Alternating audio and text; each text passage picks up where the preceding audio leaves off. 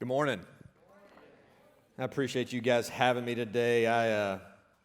This morning was leaving. I'm married and have two little boys, and today's our first day of football practice. So I'm on my way out the door, and I tell my wife, I'm like, say a prayer for me today. And she was like, oh, I'm sure practice will be fine. It's like, I'm not worried about practice, right? That's not what I feel good about that. Pray for me getting to come speak to you guys today, and I'm glad to be here. It really is something special that I think we have at our school where we get this time. And that's one thing that if this is where you guys have been, when you get out in the real world, what you have here, you don't necessarily have day in and day out. And this is my second time here at North Greenville. I've been at some other schools. And that was when I was here the first time and I left, that was a hard lesson for me to learn, is that just the consistent Christ-centered atmosphere that you're in, you don't always get that. And don't take it for granted, okay? One thing that I had on my mind that I wanted to share with you, and obviously being a coach, everything that I kind of do seems to be tailored towards athletics. That's just who I am. That's kind of how my mind works. That's what I do. But I wanted to talk to you today about your special gifts and abilities, okay? Because each of us have that, right? Maybe yours is math. Maybe somebody's is science. Maybe yours is writing. It could be many things. Maybe it is athletics. But here's my question. How are you using that to the greatest glory of God? Right? So every single thing that you have, every talent, God gave that to you.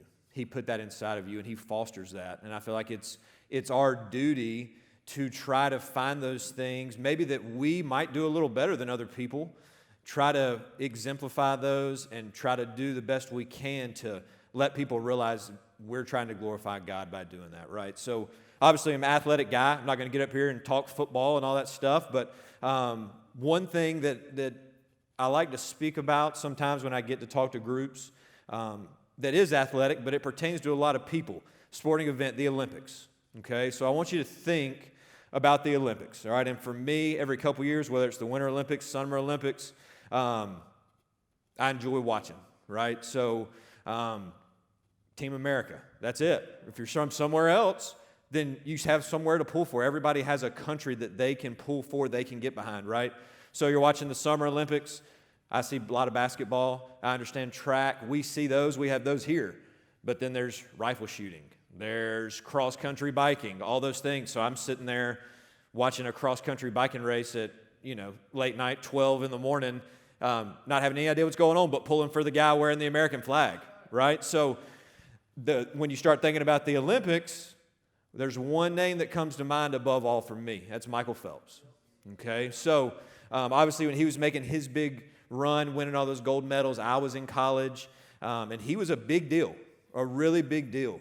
And started doing some research on. There was a big article for him in ESPN, the magazine, and actually I read part of a book that was written about him, and a couple interesting things about him. And what I want you to realize is he's a swimmer. He might be the greatest swimmer, greatest Olympian to ever live, okay? And I want you to understand how God specifically made him for that one specific thing to be great, okay? So think about this. All right, one thing that you understand, like I'm 6'2", so when I hold my arms out, okay, from fingertip to fingertip, that's 6'2". That's on average how it is. So your wingspan of your arm length, that's how tall you are, all right? Michael Phelps, okay, his wingspan is 6'7". He's 6'4". So he has extra long arms, okay? So that means that he can have more powerful propulsion in the water, okay? They work like paddles, and they make it where he can move faster, okay? The next thing about him, and this was maybe the most mind-boggling thing of all, his lower body is shorter than the average man, okay? So his legs, from here down, he has the legs of a 5'10" person. But he has the upper body to his head of a 6'8" person, all right? That's why when you look at him, he kind of looks disproportionate, right? Because he is, all right? But that makes it where his body fits into a perfect plane in the water, and because of those proportions, he can glide through the water better than most people, okay?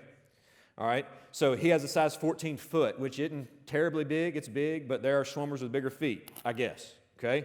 But he has double-jointed ankles, all right? So if you asked him to, he could stand on his tippy toes like a ballerina, okay? So what that lets him do When he's in the water and you see him under the water kicking, he's literally able to kick like a dolphin does, okay, because his ankles can move in a way that nobody else does, all right? Because of the way his body's made, he has less lactic acid that builds up in his body, okay? So I'm a coach. I'm not a science major, but my coach understanding of that is when you use your muscles and when they're done, that builds up around them and you need time for that to recover so you can go again. Well, you watch him win all these races in a row. He'll race like 4 times in 4 hours. It's because his body's made up to get rid of that lactic acid, unlike most people, okay? He has ADD, all right, which a lot of people, I would think, would see that as something you have to overcome that's a negative. For him, it's a positive because it makes him want to swim all the time because he needs something to do, okay? So that's been an advantage for him over time, okay? He can consume 12,000 calories a day, okay? He swims almost 100 miles a week, all right? All those things are unique to him. Like the Lord literally pieced him together piece by piece to make him great at swimming. And that's my question for you is, how has he pieced you together piece by piece, and what has he tried to make you great at, right? So think about this. Maybe it's your voice, being able to sing, right? The last thing you want me to do is be up here on a microphone singing, right? But obviously the people that are up here today did a great job. That's one of their skills. Okay? Maybe you have artistic ability, all right? Maybe you're able to understand medicine in a way that can save lives. Maybe that's your thing, okay? What has he put you together to do? One thing that I do think is important to understand, you don't have to be a preacher, you don't have to be a reverend, you don't have to be a deacon in the church. You don't have to do any of that to glorify God. It's just what you're doing. How do you glorify God? I feel like I glorify God through how I coach football. Right? So everybody can do that the way that God made you and where he has put you. All right? A couple things, and we're going to get into a little bit of biblical, tying that in a little bit, but one thing I want to challenge you with that I think is really important, especially for young people, okay? So you're 18 to 22, you're trying to figure things out, you're about to head out there into the real world, all right? Find a couple life verses that really speak to you that you can hold on to, okay? A couple things where no matter what happens, you feel like that describes me. Because there's one thing that I know for sure. I carry this Bible around. My dad gave me this Bible. First Bible he said he read first word to last word, right? So I keep it with me in my office. Every single word in here is straight from the Lord, right? There's no mistake about it. So when you see something in there and it speaks to you, it's speaking to you for a reason. So like for me, my 2 life verses, the first verse I ever memorized at Vacation Bible School when I was like 5. 2 Timothy 1, verse 7, God did not give us a spirit of timidity, but one of power, love, and self-discipline. Okay? So that's first one I've ever learned. My grandparents at their church, the preacher would give you candy if you memorize verses, right? So all us little kids, when I go visit grandma, I'd have a verse memorized and he'd give me candy, and that's stuck with me forever. Okay? 1 Corinthians 9:24, do not all runners race, but only one receive the prize. Run in such a way that you may win. Okay? In athletics, I see that a lot, okay? But later on in that verse, it talks about how we're trying to achieve an eternal prize, right? Not one here on earth. But those two I've always kept with me, okay, and have always really spoken to me. So we have abilities, okay? Those abilities we have, we're trying to grow those, keep making them as positive as we can be, like you want to be moving forward, right? Not take your abilities for granted. All right, but what about using our abilities through circumstances? All right, so what I want to talk to you about today, okay, is Joseph. All right, so Old Testament, okay, some Old Testament stuff, which I'm a New Testament guy, right? Old Testament's hard. I know you've all taken that class. It's hard. Yeah? Okay, I'm getting some head nods on that one. That's right. So, but talking about him, and I want you to just understand, maybe you know a story, maybe you don't, but maybe you'll hear something that can relate to you, because I do think we all can get something out of this, okay? Joseph, all right? He's a man who was diligent in following God's calling, all right? No matter where it took him, all right? He believed in his path no matter where God directed him, all right? And sometimes it wasn't directing him to the places that maybe he felt were best for him, okay? But he always followed that path. He made the most of his abilities and the opportunity that God had given him, even if it wasn't ideal for him, okay? And that's what I think you've got to understand, guys, as you're going through. You know, y'all are students, you're living your life here in college, but you have a personal life too, right? Maybe you're going through something with your family. Maybe it's a brother and sister. Maybe it's parents, who knows, friends. But whatever situation God's put you through, He knows you're in that situation, right? He is with you through that situation. And Joseph is a great example of that. So a little bit about him, okay, so you can understand where he's coming from. He was the 11th son of Jacob, all right? So he had 10 older brothers, all right? And his dad, straight up, was not very shy in saying that Joseph was his favorite, all right? So you've got all these older brothers that already pick on their little brother. Hearing that's not what they probably want to hear, right?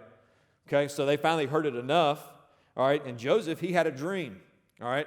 And in his dream, it said that he was going to have supremacy over his brothers. Okay, well, that's the last thing you want to hear from your little brother, right? Okay, so they didn't like that. So they decided, after their hatred continued to grow, okay, that they had a plot to kill him. So the older brothers had decided that wasn't going to happen. We're going to take care of this and handle it on our own, okay? Instead, at the very last minute, what they decided to do, the Cliff Notes version, is sell him into slavery, okay? So he got sold and he was taken to Egypt as a slave, all right? He began working for a man named Potiphar, all right? So now he's a slave. He's going to end up being with Potiphar, and he becomes a great administrator of Potiphar's affairs. So as you read the story, okay, what Potiphar starts realizing is everything Joseph's involved in does well, okay? So what am I going to do? I'm going to make him in charge of more stuff because I give him more stuff, and that stuff starts doing well, right? And it continually builds. When I see that, when I was reading it and getting prepared, I mean, isn't that a challenge for us, right?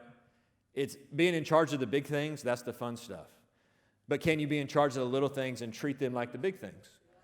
Because that glorifies God the exact same way as a big thing, right? So understand that, all right? The little things, God will reward you for doing those the right way, and he will give you bigger things, all right? So just think about that, okay?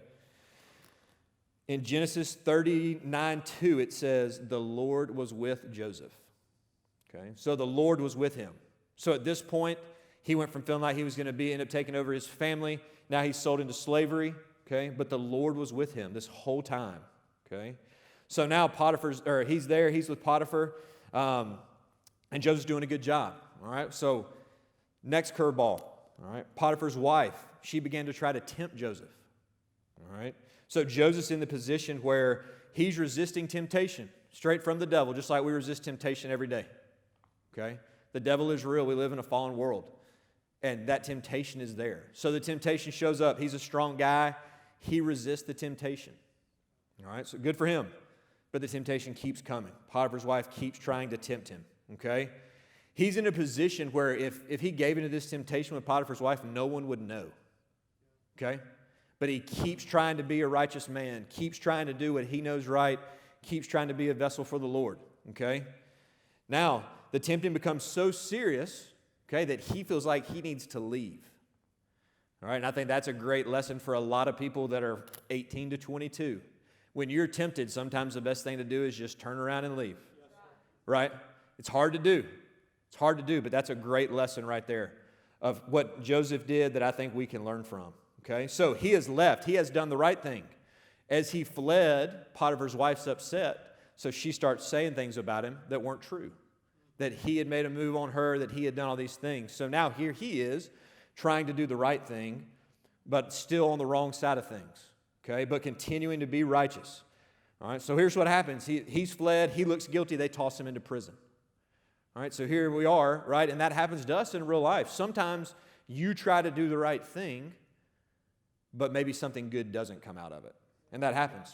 Like, here's one thing that I struggle with. It's, well, here's how I live. Like, I'm a coach, so I try to live this life, but here's this person that doesn't live this godly life, and look at the success they're having, right? You fight those battles all the time. So, but keep trying to do the righteous thing no matter what happens, trying to make sure that you're keeping that first and foremost, okay? So this is the second time that he's been punished for being righteous. So it's a hard lesson to learn. You would think at this point, if he kind of gave up, it'd be hard to blame him. It would. It'd be hard to blame him, okay? So now he's gone from Jacob's favorite son to a slave to a prisoner, okay? So he's sitting in prison, so what's he going to do? The type of guy he is, I'm going to make the most out of being in prison. No one wants to be here, okay? And I'm here for the wrong reasons, but I'm going to make the most of it, okay? One may argue, okay, that while God did not rescue, one may ask, why did God not rescue him from his troubles? Okay? And he probably asked that. All right, but here's the thing that you don't know. What is God's plan and purpose for this event in my life? Okay? So here I am. I'm sitting here. I'm not here by accident. God has me here. Okay? We see the immediate. We see what's happening right now in front of us, right? We try to take it day by day. We try to live day by day. Okay? God sees things that haven't even happened, that we can't even think about. Like the situation we're in our world right now, God's known that since the beginning of time, that in 2020, this is where we'd be, right? So he knows. Whatever he has with each one of us, he knows the situation that we're in, okay? Joseph continues to be faithful. He does not give up, okay? The Lord blessed him in all his work he did in the prison, okay? So he's a prisoner. He's in the prison, okay? Everything they asked him to do, he tried to do his best, all right? So eventually what happens is the jailer in charge of the jail comes to him and says, hey, I want you to be in charge of all the prisoners, okay? So now here he is. He's a prisoner in charge of all the prisoners, okay? So the Lord, through his circumstance, has given him this opportunity to witness to all these people, all right? Now he's in prison, all right? In comes the chief cupbearer for the Pharaoh of Egypt, all right? He had done some stuff. They had thrown a couple of guys in prison, all right? He's in there, okay? And as he's in there, he's trying to work as hard as he can to help this guy, okay, interpret dreams. Right, so the cupbearer's having these dreams. He wants to know what they mean. And one of the things he interprets for the cupbearers, he tells them, you're going to go back to Pharaoh. Pharaoh's going to take you back. When he does, put in a good word for me, right? Like, help me out a little bit. So exactly what he told him would happen would happen. Pharaoh brought him back in the exact sequence that Joseph told him he would. Okay? And he forgets about Joseph. Okay? So here I am. He's like, well, I did this, and here I am. I'm still stuck here. Okay? He forgets about him. 2 years. Okay? 2 years of Joseph sitting in prison after he's already helped this guy get out, who's supposed to help him get out. He's still sitting there. Pharaoh has 2 dreams one night, and he wants to know what they mean. So the cupbearer comes in the next day, hears about the dreams, and in his mind, he's like, well, I can get somebody to tell you about the dreams. He's sitting in the prison right down the road. His name's Joseph, okay? So for 2 years, the Lord made Joseph sit there and wait for his plan, right? Be content where he was, continue to do with what he's allowed in the prison to be a witness for the Lord, but he made him wait 2 years. It wasn't this happened that day and then the next day I'm out, okay? So Joseph gets brought to Pharaoh. Okay, he interprets Pharaoh's dreams, and what he decides in those dreams, okay, or what he tells him is there's going to be 7 years of a really great harvest, okay? Then there's going to be 7 years of famine. So you better make sure during these 7 years of harvest that you're doing everything you can to get ready for those next 7 years, okay? So he suggests that they start preparing and storing up food, all right? So Pharaoh obviously likes this, right? Interpretation of dreams was a big deal in that time. And he believed that this was true, okay?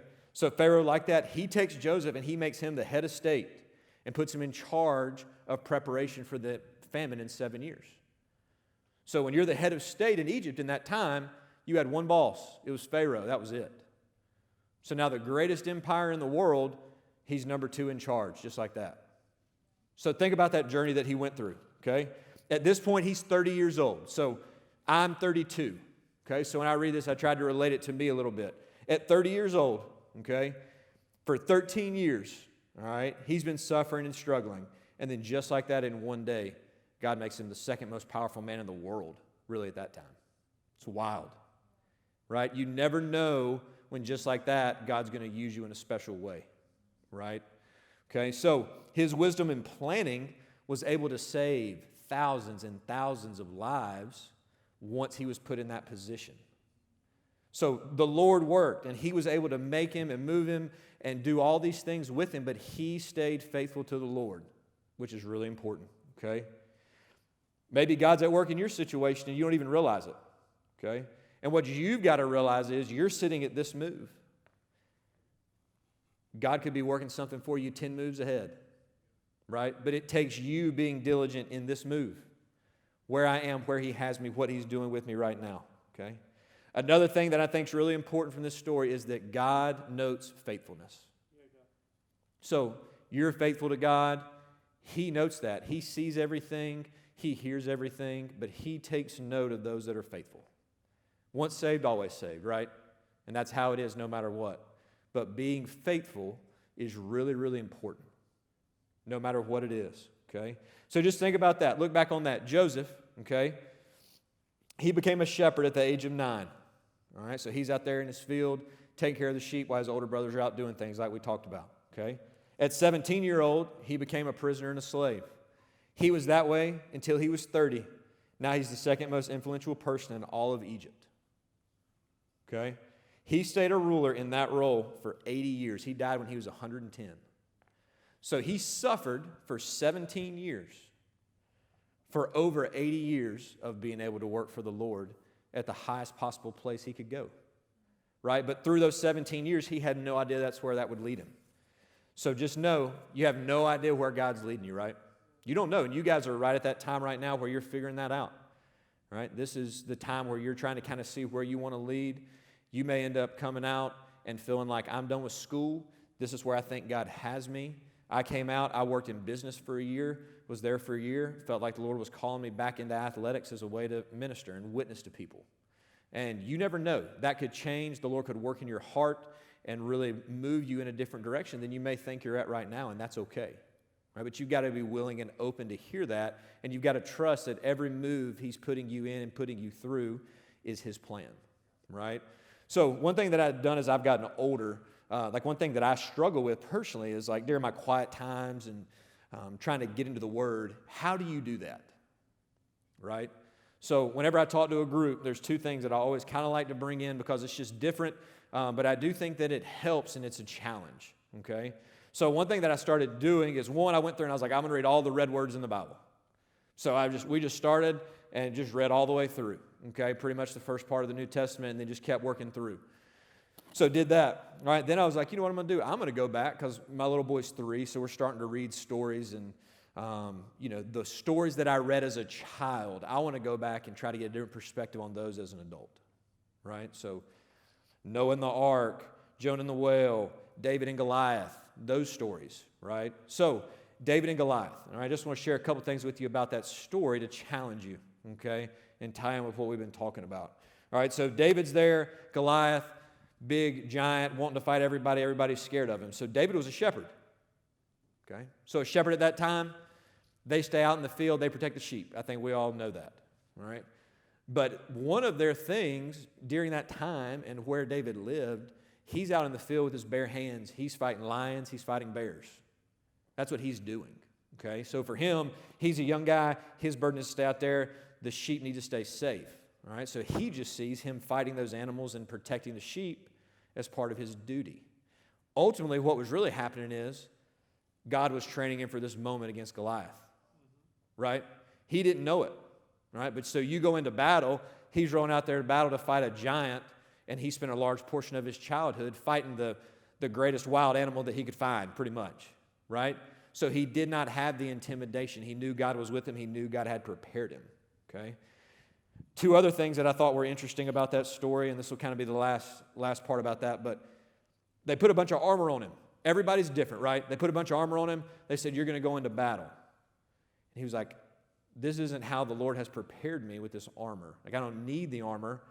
I trust that God will take care of me, right? They gave him a big sword and a big staff. Well, what did he want? He wanted a sling and stones because that's what he's used to, right? The Lord had prepared him with that. But the Lord had prepared him. And that's the most important thing. And the greatest thing I found that you go back and read it, and I encourage you all to do that because it's a good story to get to read. When it came time to fight, he ran to battle, which I like, right?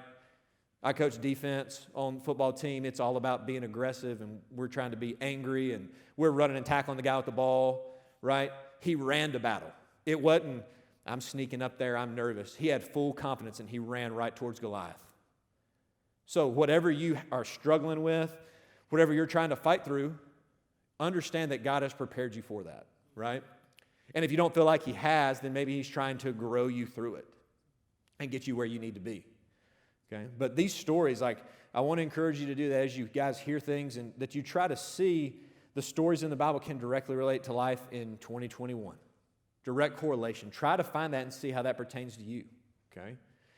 Last thing I got for you. I actually have a quote here, and I've done good. I haven't really talked anything about football, right? I've made it almost the whole time. My last thing is something that I want to share with you, okay, from one of my old teammates.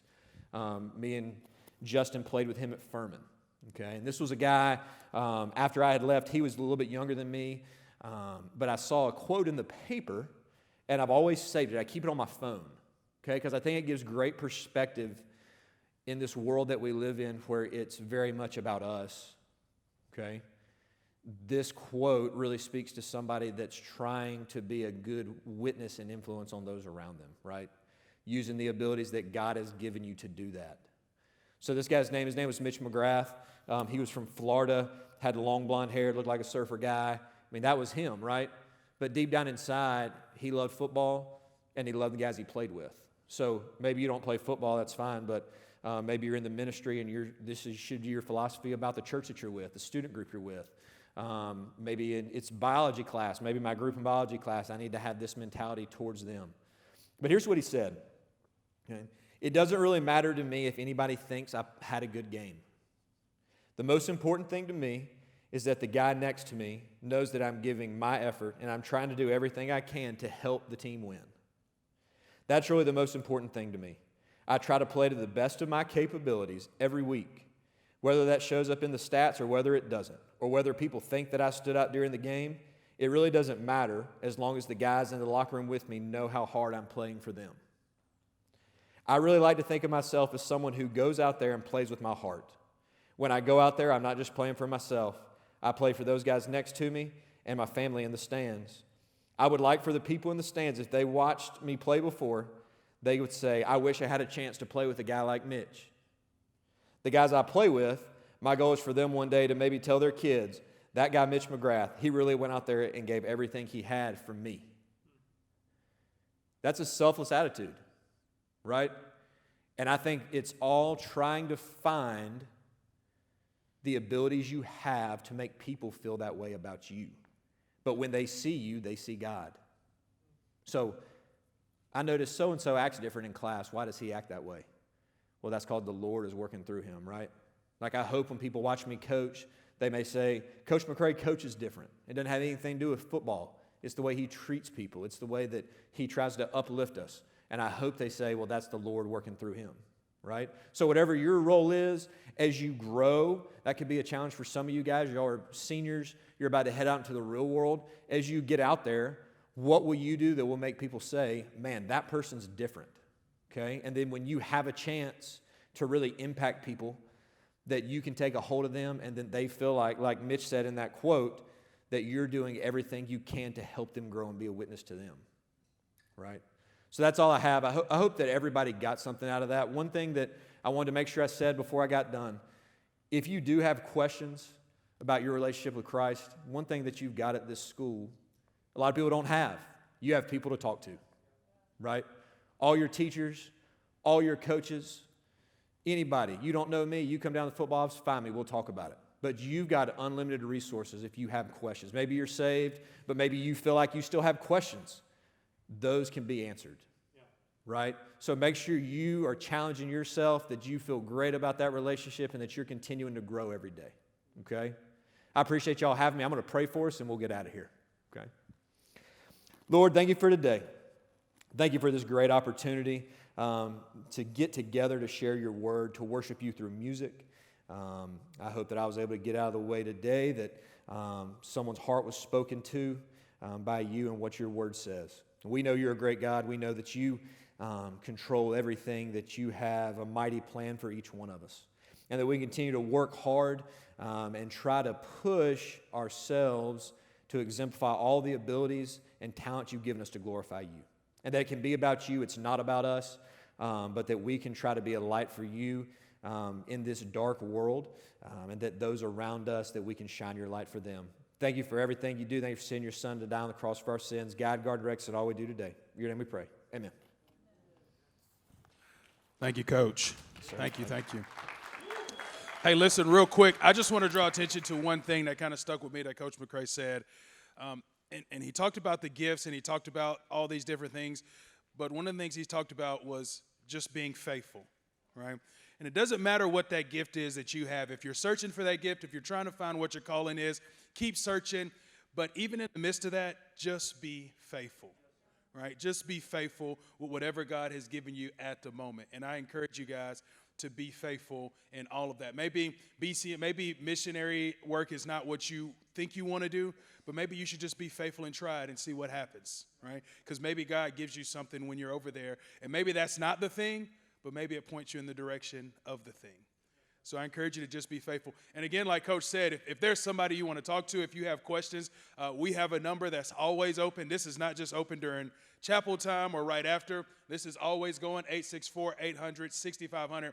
Please send us in questions. If you heard something that troubled your mind or made you have questions, hey, that's what we're here for. That's what our staff is here for. That's what this university is here for, right? So I love you guys. And listen, y'all go be faithful. God bless.